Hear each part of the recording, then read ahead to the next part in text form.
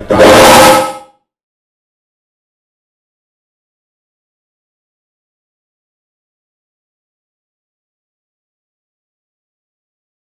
and Tuesday usually. Sure. I'm just curious. So, and I've done some work. Yeah, I've done some work a little bit about maybe we should have two.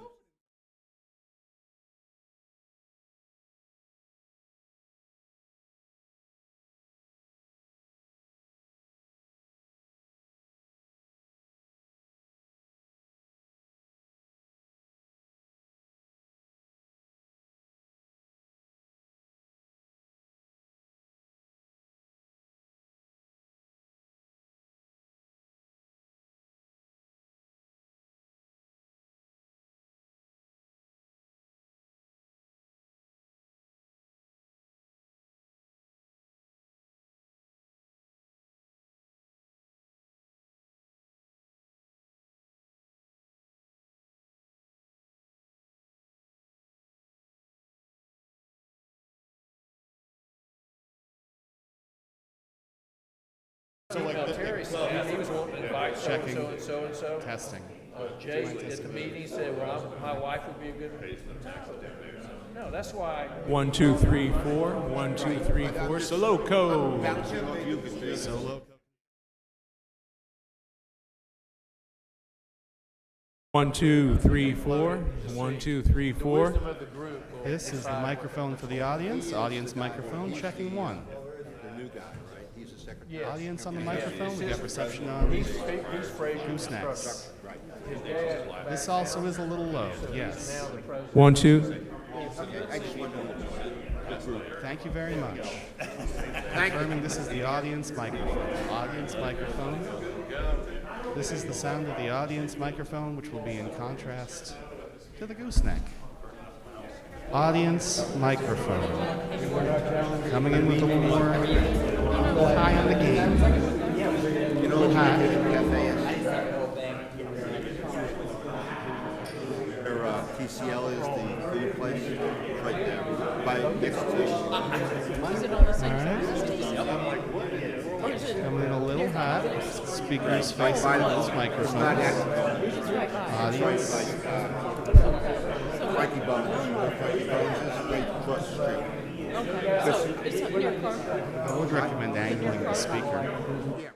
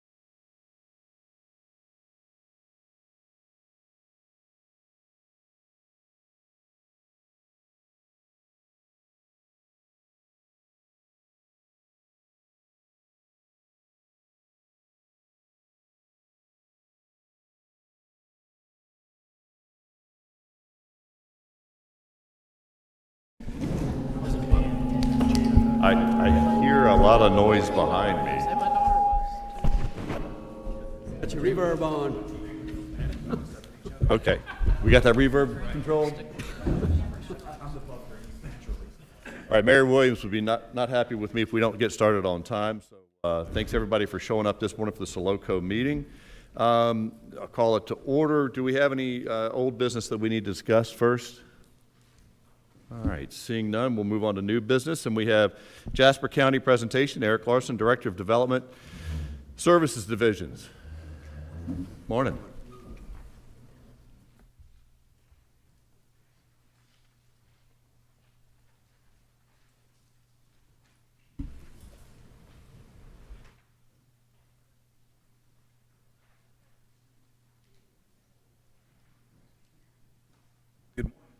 Right into it, first thing on the agenda. A lot of you know me, I've been around for a while. I'm happy to say that I'm with Jasper County as Development Services Director, been there about 4 months now. So you'll give me a little bit of grace if I can't answer every single question about every single bullet. I know what I'm doing, but I'm still learning what all the other departments are doing that are a part of this presentation. So just jump right into it. As soon as I figure out how to use the clicker. Start off with some, I've got this broken down in different categories. I stole a lot of notes from Chairman Rao in his State of the County address we had at the chamber breakfast a couple of weeks ago. So I've got it kind of organized in his fashion. We'll start with transparency in finance. The finance department was pleased to have received an excellence in accounting or excellence in achievement in finances for their FY24 year. And two other things that they have accomplished, that the finance department and the council accomplished this past year, was reallocating some of the millage that was used for debt and put that into operating, preventing any kind of a millage increase, and then working with the school district to reduce the millage allocation from the county, and the school district was able to reallocate their funding and operate on a reduced contribution from the county. So the operational efficiencies that were put into place over the last year was a partnership with Beaufort County on animal control. Our animal shelter went under different management. Beaufort County was kind enough to step in and help with some management and some planning to get that program back up on its feet. And within this past year also, the Sheriff's Department has taken over animal control. And then also in that same bullet, the Sheriff has taken over the detention center. Some staff changes at the detention center led to a great opportunity for the Sheriff to step in and help staff that department back up and begin managing it. The county staff is growing, 131 new employees over the last year, including some key leadership positions. Mr. Rao listed me, but I'm not the most important by any means. But we did hire a new airport manager, and of course we had a new sheriff elected this past year. 2 new councilmen came on board, and we have a new clerk of court in addition to that staffing. The fire department ramped up their service by buying 11 new trucks. It says 9 there. 2 of them are scheduled for August delivery. So 11 new trucks, 9 are already in service, and that was to service the 14 stations. So they put a new fire truck in almost every single station. On the airport side, with the change in the airport manager, the new management has been looking at efficiencies and ways to increase revenue of the airport and make it more self-sustaining. And with the new fuel farm that was purchased and the new fuel trucks, they've been able to offer increased service and increased delivery of fuel and have started to turn a profit on that service. Currently working with the city of Hardeeville and Town of Ridgeland in the county are working together on redefining fire and EMS services. It says joint services here. It could also be called shared services or contracted services. They're looking at ways that they can kind of be more efficient and prevent redundancy, but then improve efficiency of our fire and EMS services throughout Jasper County. Fire department was also able to open up their Tillman station that was damaged from storm. Tree fell on it and damaged the facility, and they got that open this past year. And then Code Enforcement Department's been working heavily with some legal assistance to rewrite our code and rewrite our operating procedures, including enforcement practices, in an attempt to kind of bring all the different enforcement actions into one department. It was kind of scattered amongst planning and building and the fire marshal, and this was an attempt to kind of get everything reorganized and updated. And that's still an ongoing process, but it's something that we've been working on to get done. Stepping over into growth management a little bit, I mentioned the airport already. One of the things that the Planning and Building Department was able to do this year is to work with the town of Ridgeland and get our airport rezoned. Believe it or not, we weren't even zoned for an airport. So we did that for a couple of reasons: to be compatible with our own code, but also with the airport that was reconstructed back in 21, 22, came with a lot of FAA strings, as you can imagine. And it was one of the grant assurances that we had that we would have a compatible land use with the local code. Our planning department's also been working with the UHA Overlay District. That is still going through the process. We had a workshop yesterday. It's an attempt to work with the UHA community. If you're familiar, you've heard the news, the Chelsea Plantation, the Ticton Hall Plantation. This is an area of the county that is feeling a lot of growth pressure, and the community wants to make sure that we have put a plan in place that's going to prevent an urbanized sprawl that is not really compatible with the area, preserves the land, allows some development, but do so in a responsible manner. And that is still ongoing. I'll be honest, not with a lot of lightning rods. It's drawing a lot of attention and getting a lot of talk, and that's why it's still ongoing, is because we are continuing to massage that plan to get it where we think it's going to be a workable plan. The past year, the County Parks and Rec Department finished up a master plan, and so we're starting to implement some of those projects. Engineering Services is renegotiating our solid waste agreement with Waste Management in an attempt to try to get our costs for waste disposal under control. Fire Department's working with Finance to do a reallocation of our fire service for the rural fire services that county provides, reallocation of a millage on that as well. And then we're working to implement and stand up our Greenbelt program that was a part of our 1% sales tax for transportation that was approved this past year, or in 2024, excuse me. And I'll introduce, she doesn't know I'm going to do this, but sitting right behind Mr. Kemp is Mandy Williams, and she's our new Development Services Coordinator. She's been with the county just a couple of weeks, and happy to have her along, and she's going to be our coordinator for that program.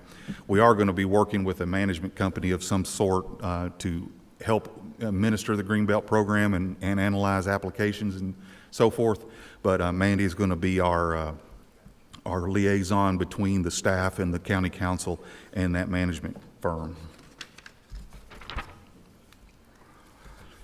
On the economic development side, this is just a few of our successes this past year. A couple of these we share with Hardeeville, but we're all one county when it comes to economic development. I'm not sure, looking through the crowd, I don't see him, but Southern Carolina Alliance, which we're a member of, has a new project manager for Jasper County. His name's Ryan Merritt. Good guy. I used to work with him in a past life. And he replaced Taylor Boykin, who everybody probably knows and was a really good asset for SCA. And of course, we've been working with Jason Simple, their business development, and Danny Black, and been able to accomplish quite a bit. Several of these bullets are related to the county-owned Cypress Ridge Park, just north of Ridgeland and north of the airport. And that park is filling up fast. Quick look at some of the capital projects that we have going on. Parks and Rec has got a trail program called Kids in the Park. It's a track, it's a nature trail that's been built at Sergeant Jasper Park.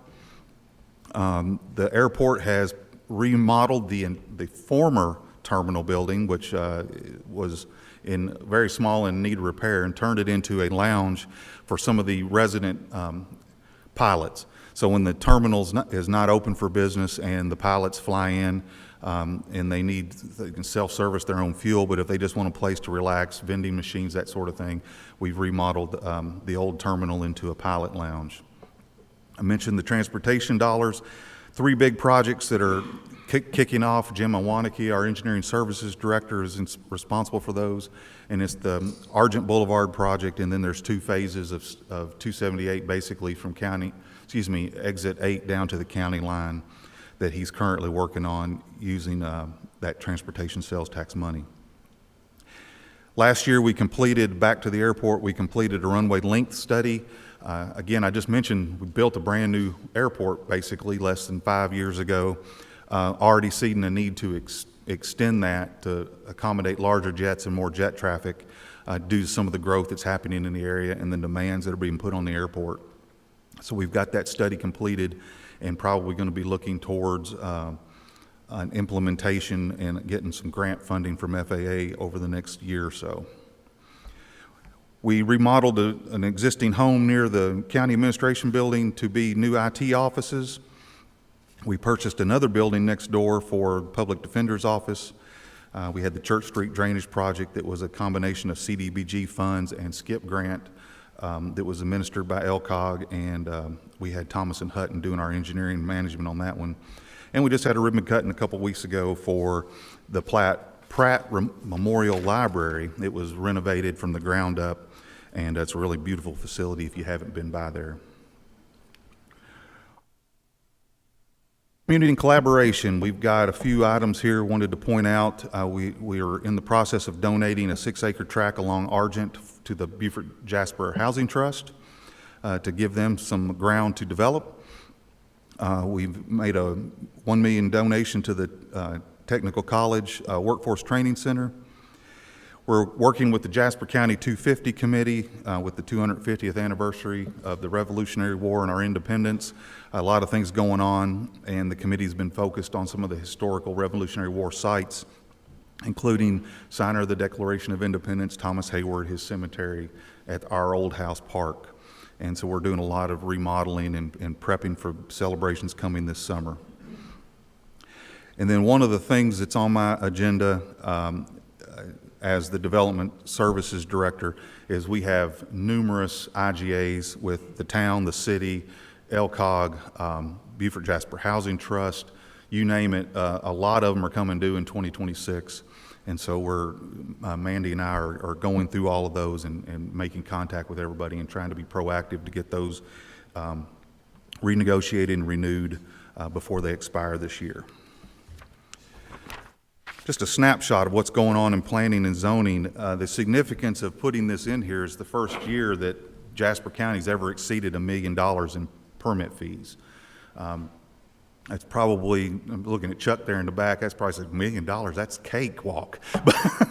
But for Jasper County, it's a pretty heavy lift, $100 million worth of investment in our community. And just some of the bullets, it's not on the screens. 360 zoning permits, 420 remodeling permits, 414 plats. So it was a busy year for planning and zoning, and their staff continues to grow, including adjunct staff next year, because we have a lot of PDDs and large-scale projects that are in design that are going to be going to construction and platting out and building homes this upcoming year. Planning and building department's also going to be renewing all their professional services agreements. Even though our staff is continuing to grow, we still depend heavily on consultants for our plan reviews and inspections to a certain extent. And so we're going to be renewing those agreements in coordination with the engineering department, because they use engineering as needed services as well for different projects. And then something that we're going to take on this upcoming year is a look at our zoning ordinance. We still depend heavily on the NACE land use codes to determine what's appropriate in a zone or not, and that sometimes gets you into trouble. And so we're going to look at that and see if we can't blend that with some more easy to understand common sense language on permitted uses for each district. Major projects ahead, I may have mentioned some of these already. Building a new or reconstructing and replacing our Coosawhatchee Fire Station. Finance is going to be taking on a salary survey this upcoming year. We have construction of a new community center at Coosahatchee as well, and several projects, as I mentioned earlier, coming out of the Parks and Rec Master Plan, including a couple that I've listed out individually that are ongoing now, is our Grays Community Park, which has a historic school site on it. And we're looking at how we can preserve and restore some of the historic features of that park and stabilize those. And then that Kids Parks and the Trail, Kids in the Trail program I mentioned is going to have a second facility built out at Grays. And we're in the process of awarding a contract to upgrade all of our boat landings. We got several large grants from Department of Parks and Tourism and DNR that are going to help us with doing a lot of improvements to our boat ramps. We're going to work with the Housing Trust, the Beaufort Jasper Housing Trust and Beaufort Jasper, and look at how we might be able to donate some of our available capacity credits from Beaufort Jasper to assist with the Housing Trust as they're siting homes and getting homes permitted. And Beaufort Jasper is also looking at expanding, and we're working heavily with them to put in a new wastewater plant in the Levy, Limehouse, New River area. Back to the airport just real quick. Got a new strategic business plan we're working on. With new leadership comes new ideas. So we're looking at marketing and outreach, how we can bring the airport out to the public and the public to the airport. We got FAA projects this year for a lighting generator and some taxi widening and a new helipad for emergency services. We're seeing quite a bit of interest and growth in the hangar business, and so we're probably going to get into the hangar business ourselves, but we're also working with a lot of people that are doing private development of new hangars out at the airport. So that about sums it up. The county is growing. We've got a lot of things going on. We see the growth that's coming, and we're trying to prepare and be as proactive as we can about it. At the same time, we're playing a little bit of catch up, which is not unusual for anybody. But at this point, I'd be happy to take some questions. Thank you. Thank you, Eric. Any questions from the board first? I'll ask one, or a couple actually. Can you give an update on the Buc-ee's progress and where the planning stands on that, and if there's any chance they might move it from Exit 8 somewhere else? I am going to defer to the town of, or city, the city of Hardeeville, whose jurisdiction which project falls into. Yeah. Yes, sir. So they're actually going to be starting their ground clearing sometime in the next couple of months. And so they are committed. They own the property now. And we're going to celebrate them opening their doors sometime, hopefully in 2030, once the I-95 and Exit 8 projects are complete. Okay, thank you. I just wanted to get that out to the public so they can hear. With all the growth that's happening in the area, what do you foresee as the plan of land acquisitions to help prevent overgrowth in the area in the coming months and years? The main focus is going to be our Greenbelt program. When we get that up and running, and we're in the third reading of it right now, and our first step is to get our scoring matrix put together so that we have criteria to judge against or to score against. But we anticipate a lot of applications. The county itself has a couple of ideas of what they want to put in as applications the first round. Our applications will be quarterly, and we're still debating if we're going to be pay-as-you-go or if we're going to bond. There's reasons to do it both ways. Yeah, that's going to be our main strategy, I think, going forward is an attempt to spread those dollars as much as we can through easements and free simple purchases. Great, and I think I would probably speak for all the municipalities around it. The more that y'all can acquire out in that area, the happier we all will be. So, and I mentioned the U-Haul overlay district. That's the other big effort. It's you got to allow something, or you get sued for inverse condemnation. But there's a lot of thought being put into this U-Haul district as being, it's a large area. I didn't bring a map with me, but it's a large area of the southern eastern portion of the county, the 462 corridor and that sort of thing. Putting something in place to allow some development, but doing it at a scale that's manageable and that our infrastructure can actually support. Great. On your Greenbelt, do you have a committee that will look at the applications and rank them and recommend to Yes, the ma'am. full council? Is that Yeah, we have a committee that's, initially the committee is going to be the same committee that did our transportation sales tax. So it's the mayor of Hardyville, mayor of Ridgeland, our county our county council chairman, and the school board has a seat on that as well. And then we've given the option to add additional members as the committee sees fit based on their expertise. But they'll be the ones that make the final recommendations to the county council. And then, as I mentioned earlier, we're going to actually bring in an outside third-party consultant or consultants, as the case may be, to help with establishing the criteria, doing the due diligence, and evaluating the scoring and making recommendations to that committee. So, Any other questions from the board? How about from the public? All right, Eric, thank you so much. thank you for taking it easy on me. And now the main attraction. Eric, what do y'all do in your spare time? Not much. Thank you. All right, thank you. Next, we'll move on to the Beaufort County presentation. Michael Moore, County Administrator.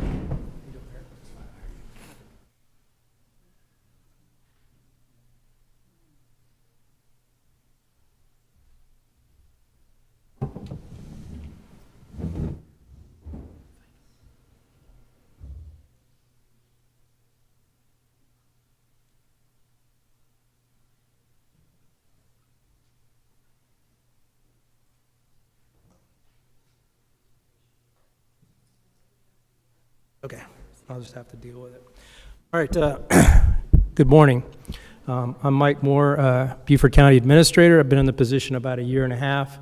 So I appreciate the opportunity to come speak to you all today. It's my first opportunity to do so. So I'd like to kind of give you my perspective from several different vantage points over the past year and a half and what we've been working on at the county. So first I want to talk about administration. And what I want to discuss is our organizational structure. One of the things when I came in during the interview process, County Council recognized that there were some opportunities to restructure the organization. We went forward with that, and we reduced the number of assistant county administrators. We went from, I believe it was 6 at the time, down to 4. And so I think we've got a pretty optimal set up for our ACAs. We have one in the back. We have Chuck Atkinson, who covers, as you can see, a number of areas on the chart, to include planning and building building services.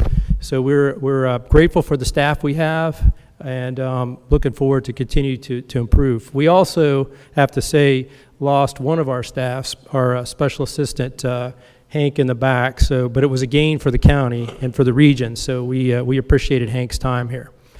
But I always like to say, I report to the council, and council reports to the citizens, and I try to remind our staff every day we work for the citizens of Beaufort County, and it's our job to give them the best service we can at the best rate. So with that, I'll move down into some of our priorities. So one of the things, being retired from the military, it's always been one of those things you got to focus on people first. So that's always my number one goal when we're looking at budget, because it is a large percentage of our budget. So we'll talk about that. Focus on facilities, that's next. So you want people, the good people, trained, and then you want them to have quality facilities. So we have a spectrum of facilities and conditions. And so one of the things we're doing is an assessment of all of our facilities, so we can then start to plan our budgets going forward for facilities and maintenance. Focus on transparency. We'll talk about that, but we want to be transparent in how we do business. And the citizens can come to the county council meetings. They see the agendas ahead of time. They know where the dollars are being spent. And as I said, every day we work for the citizens, so that's our focus. Some of our new initiatives, infrastructure and capital projects. We'll talk about those downstream here. Strategic investments and modernization, and fiscal responsibility and accountability. So with our people at the county, we had a class and comp study done before I arrived, And so we implemented that on my first year on the job. I think that went very well. But one of the next steps we wanted to take is, how do you plan for raises and how do you reward performance? So we've implemented a step system. After we did the class and comp, we now have a step system. So there's steps for on the pay band. Within the new pay bands, you can move up on your steps. And we're going to implement this year is a merit system where, based on how an employee is evaluated, they can get a one-step increase if they're performing well. If they're really performing well, they can get up to a two-step increase. And so that, to us, rewards performance. We also look at cost of living allowances and how that's going to work. So those are things we're going to continue to look at going forward. But the merit system, we would implement this coming budget year in July. Forced shift for EMS. We've implemented a forced shift for EMS. It's a competitive environment. We had challenges recruiting and retaining in EMS, so this has been a help. Once we implemented it, it took some time to get a number of employees to get to the fourth step, but we're there now, and or to the fourth shift, and so we're going to continue to work on that and improve the quality of service for our EMS staff. Retiree gap insurance, that was something that a previous council had decided to not have health insurance for working age retirees. So one of the things when I got on the job, council wanted us to look at is some type of insurance for our retirees. So we've got proposals that we're going to go forward with this year, in the next budget year, and it's essentially going to be a stipend for those retirees, and they have to meet certain criteria. Number of years of service, 20 plus with the county, and so it's not just any retiree is going to get it. There are certain conditions, so that will assist with some of our working age retirees who left and they're not eligible for Medicare. I mentioned the facility-wide needs assessment. We're actually going to discuss that, I believe, next month at our public facilities.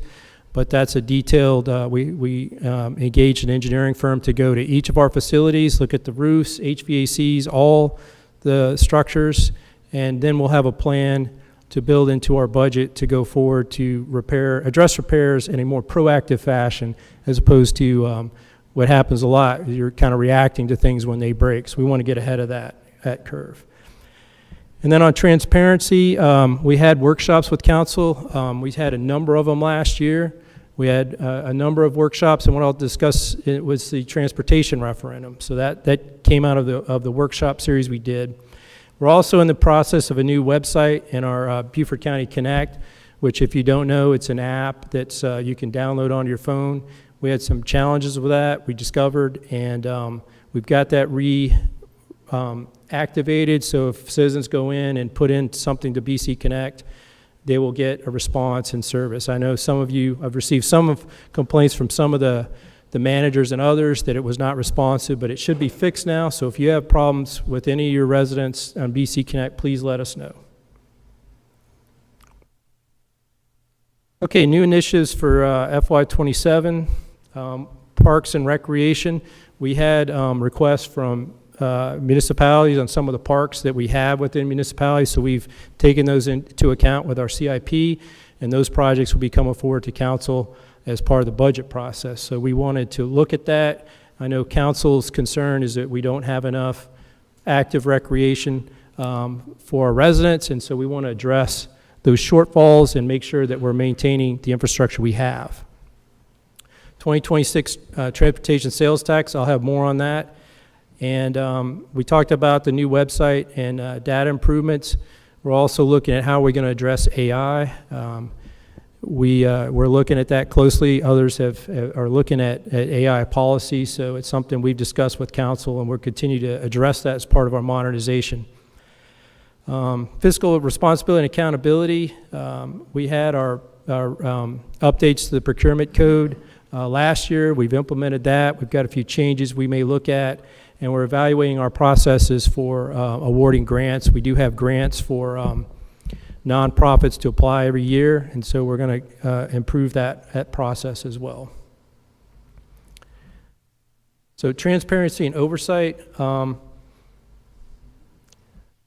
We also received Jasper County received the awards. Beaufort County also received multiple financial awards, including Certificate of Achievement for Excellence in Financial Reporting and Distinguished Budget Presentation Award. So we're proud of our finance staff and working with our county staff to gain those recognitions.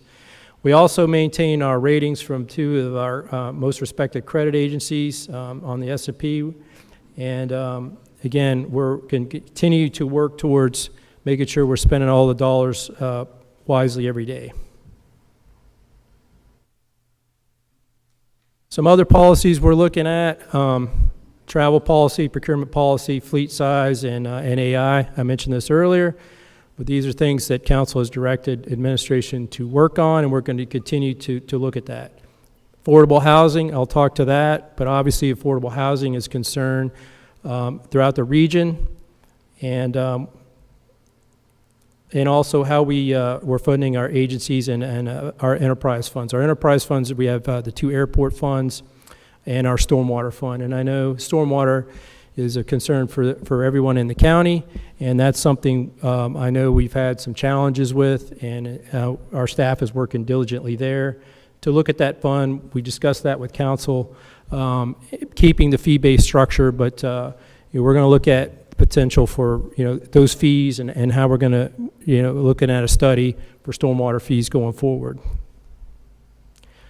So one of the things that council has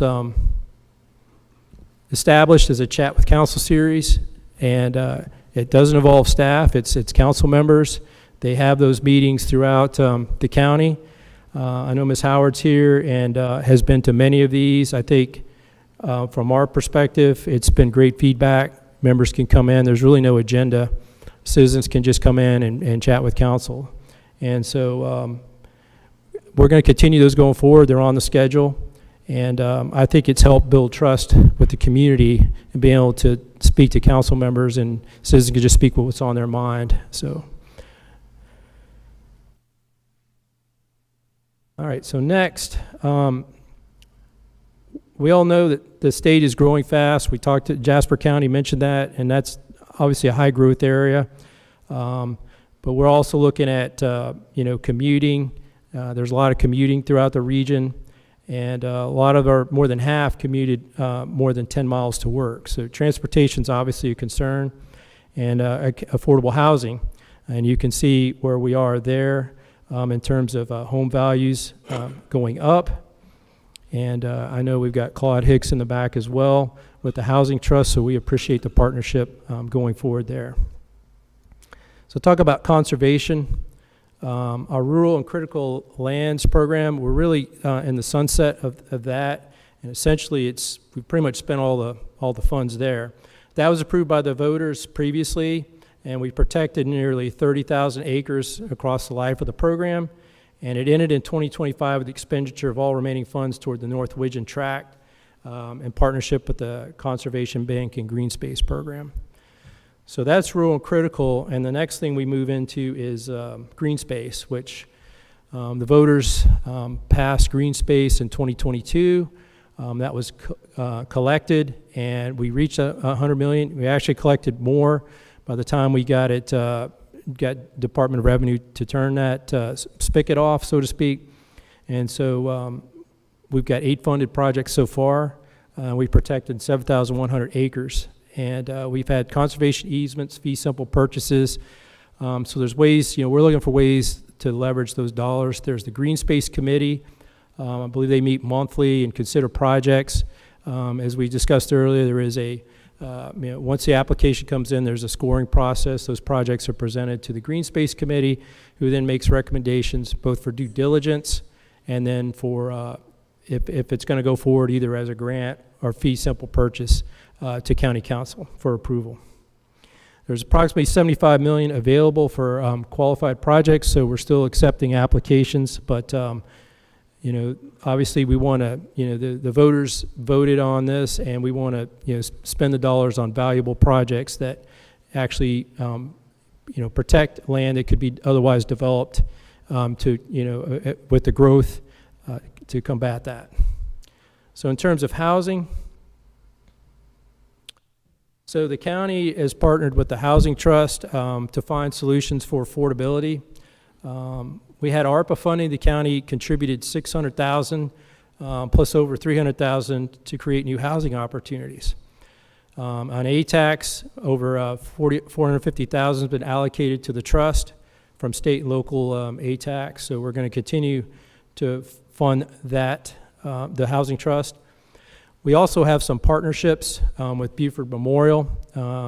One in particular is the Live Well Terrace, which is a partnership with the town of Bluffton as well. And that's going to be 120 affordable units. And the county's contribution was a land donation.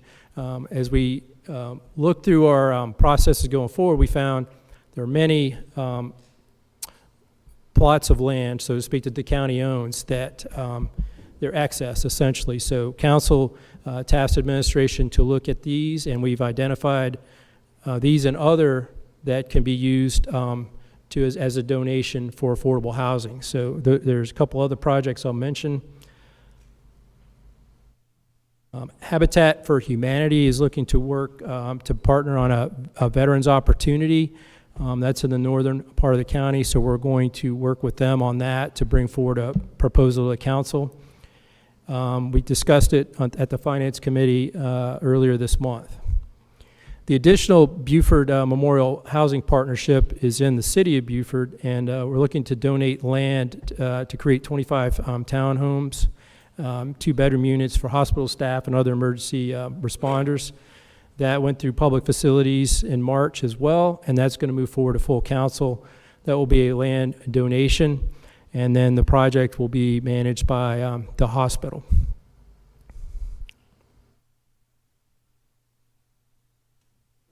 So just a recap of where we are on transportation. Since 1998, the county has approved 3 transportation sales taxes, invested over $300 million into the community infrastructure. And you can see the projects listed up there. But you look at some of the impacts from these previous referendum, and they were significant when you consider widening 170 to 4 lanes, river crossings, bridges, and improvements already to 278 and US 17. These are all previous projects, but going forward, we know the growth is here. We know that there's additional transportation projects out there, but the county has had success in the past with transportation sales tax referendums.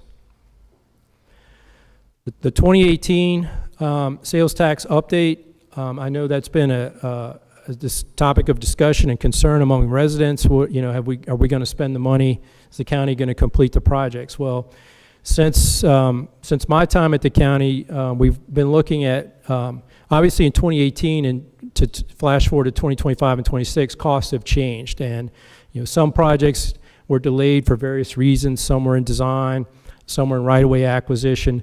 But we've looked at all the projects, taken those forward to council to look at what's the available dollars and what are the projects.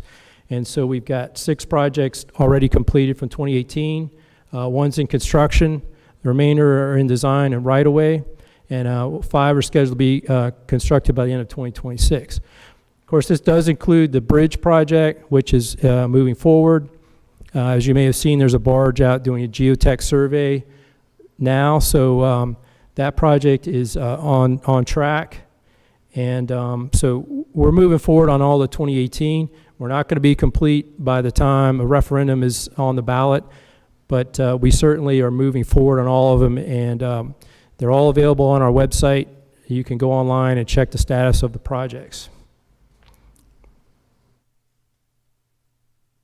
So going forward, we're planning the transportation sales tax. I think everyone knows it's a 1% local option sales tax paid by both residents and visitors. The important part about the referendum and the 1% sales tax is that it supports road safety and infrastructure. As we've gone around, and I'll talk about the Transportation Advisory Committee, but there's a lot of projects out there, and so to be able to fund these projects, it's not, we know the state's not going to be able to fund these projects. We know that local governments on their own can't fund what is needed in the county, so the 1% sales tax will accomplish a lot of these projects that we need to improve the quality of life for our residents and the long-term community needs. If you've been on traffic on Highway 170 in the morning or in the afternoon, or on 278, you can see the challenges we've got. So council passed the resolution to establish the committee. We're going to focus on road widenings, safety and intersection improvements, and resurfacing and paving projects. That's not to make a judgment on pathway projects or others, but these three items really will get after what we think are the challenges in the region, both from a safety standpoint, from a capacity standpoint. And just to talk to the advisory committee, I want everybody just to see the schedule we've got. The committee's been working diligently, and they've had weekly meetings essentially because obviously we would have liked to start it sooner, but we started in January, so we kind of are where we are. But the committee has already met with all four of the municipalities inside the county: Hilton Head, Bluffton, Port Royal, and Beaufort. Received their inputs. You can see the schedule. The next meeting we have coming up is actually going to be here on April 1st. That's going to be for the South. So we've had meetings within the municipalities. We're also going to have them just in general for both south and north of the Broad. And we're going to have those in the evening so that citizens can come out and speak. We do have public comment. Citizens can submit projects. And then coming out of that, the committee is going to take the projects, prioritize them, look at how long the sales tax would be, make a recommendation to county council, which would then go on an ordinance that would require 3 readings and a public hearing to make it onto the ballot. And the deadline for that is August 15th. So we have to have all this work completed. So there's a lot to do, but I think we're well on our way to get there. And I just wanted to point out that if you'd like to submit projects, we have this up here. And I just want to really talk about that to make sure everybody knows that the public can submit projects to the Transportation Advisory Committee. We also have the website here where you can go and track the transportation projects, both from the 2018 and then going forward with the new referendum. So with that, it kind of covers where I've been for over the past year and a half. It's a pleasure serving, and I'm happy to take any questions. All right, thank you. Questions from the board? Ms. Bryson. Get this long arm down in front of me. Hey, Mike, thanks so much. Great report, and also Jasper County, great report. Appreciate those. 278 Bridge, we get questions daily on the town council about where we stand, and we know that SCDOT is working on the engineering for the eastbound bridges, and then also, as you mentioned, there's testing going on right now. But where are we with the progress with SCDOT? What's the expected timeline to begin the project? And then secondly, the other question we're asked is, what's the status of the request to the federal government for the additional $200 million? Right, so I'll take the second question first. We don't have, we've been asking about the large bridge grant. We haven't heard. We keep hearing that it should be soon, but we've heard that, for several weeks. But we do continue to engage to determine, what we're looking at there. But as it stands now, the project is still in design. While the geotech is going on, that's going to be part of the design work and permitting. We expect, I think, by the end of 2028 to be close to shovels in the ground, and I would, around that's probably a two-year construction project. So you're probably talking 2030 to be completed with the 278 project.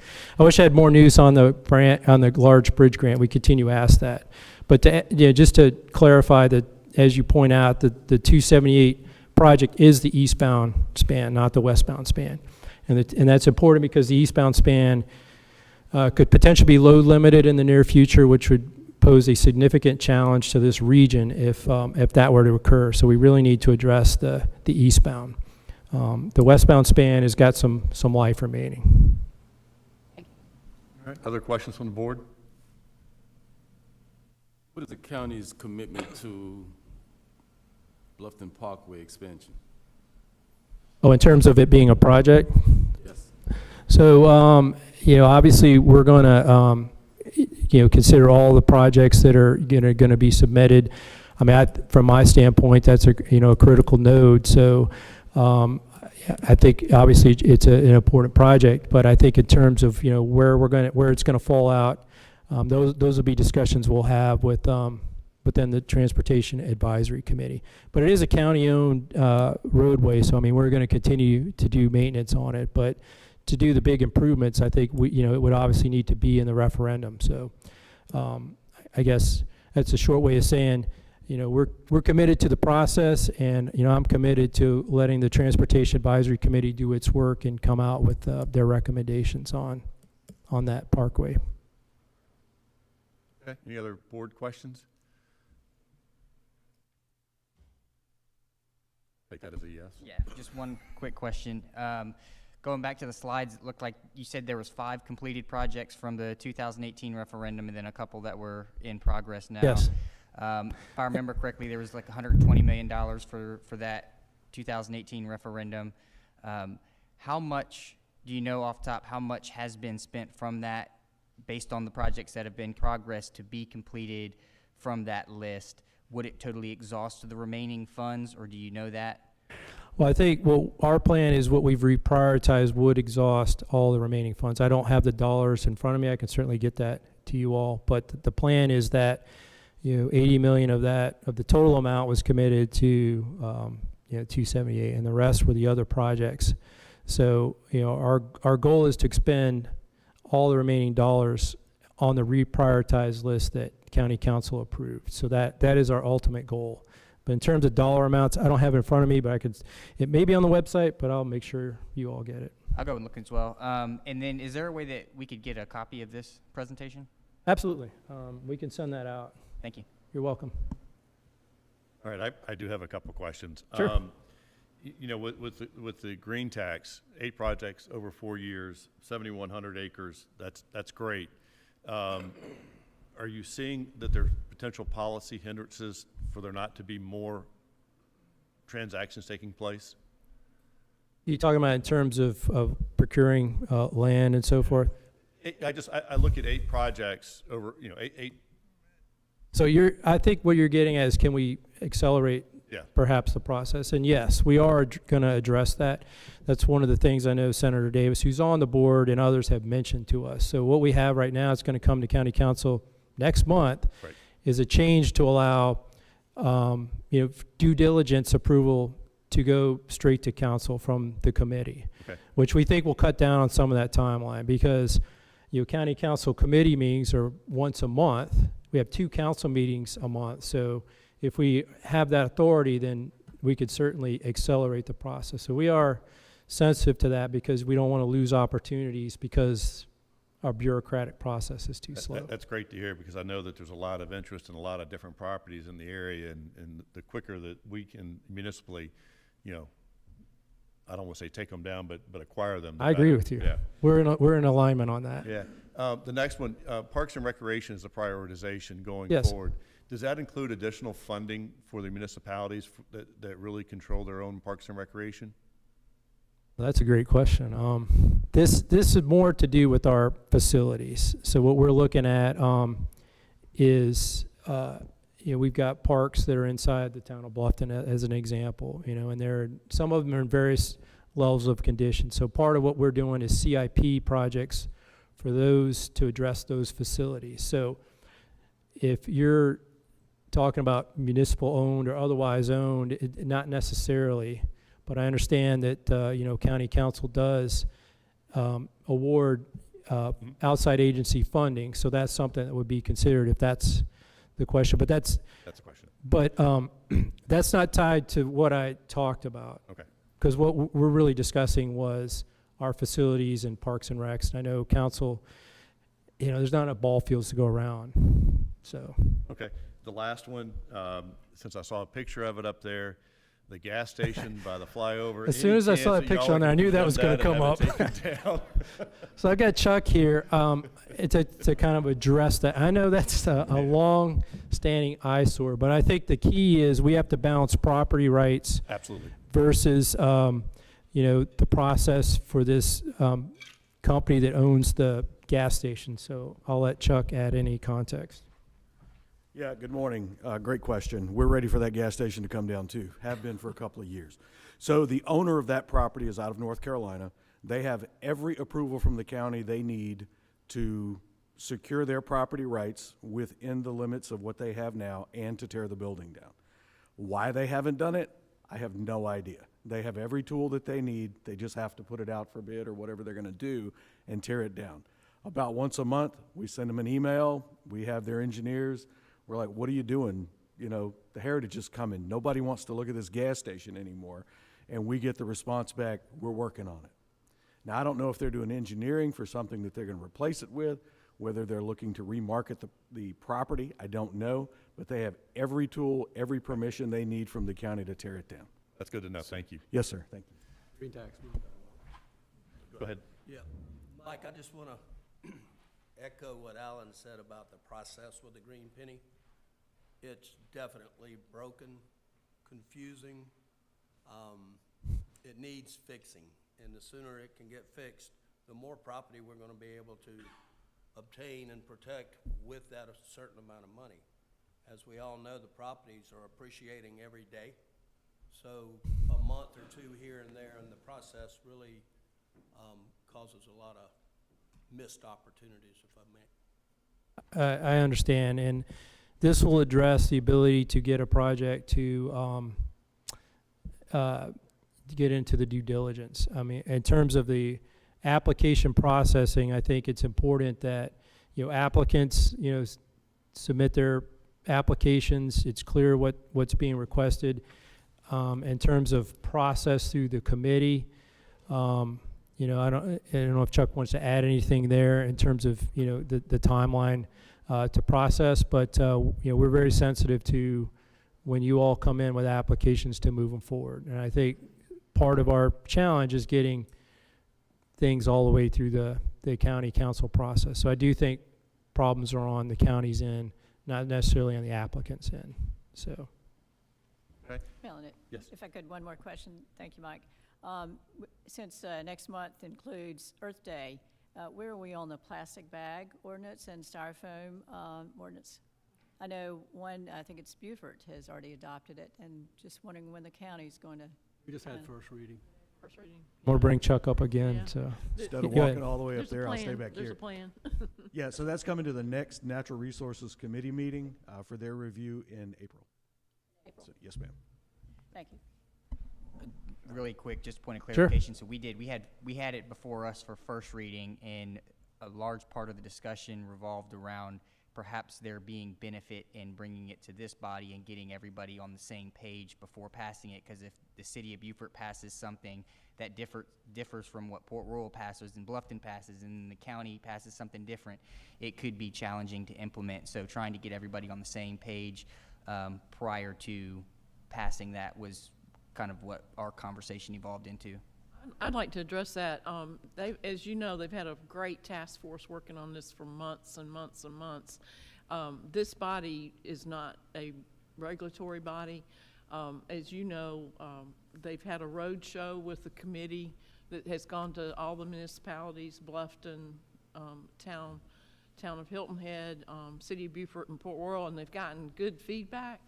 I think that's probably why y'all just did the first reading, was to see what other input from the other municipalities.